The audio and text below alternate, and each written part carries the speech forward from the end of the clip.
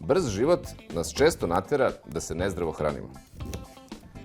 Praktično, desi se da prođe dan bez jela, što se kaže, na kašiku.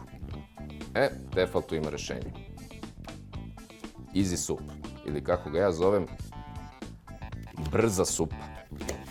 Može i čorba. Danas pravim čorbu.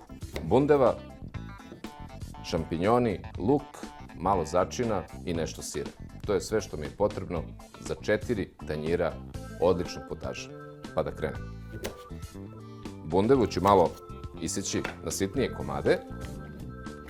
Odmah ih stavljam u ovaj moj aparat.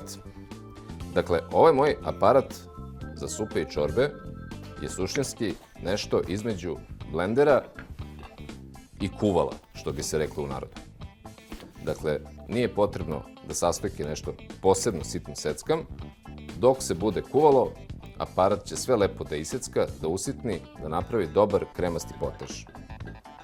Naravno, u svaki potaž malo belog luka, soli, bibera i ko voli pikantno, a ja volim, malo ljute tucane paprike. A pošto neću dodavati ulje, nikakve masnoće, dodat ću samo malo sira.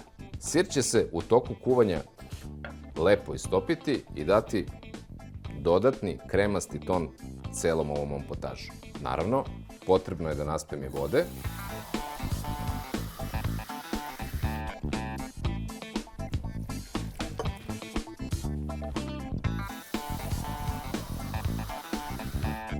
Koliko vode? Pa, postoji tu jedna crta koja mi kaže da je dovoljno.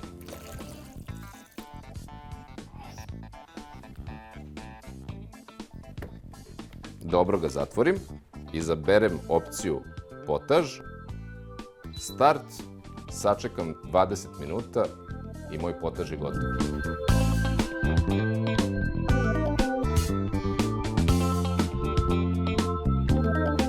I evo,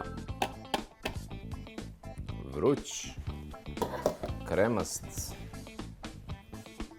pikantan domaći potaž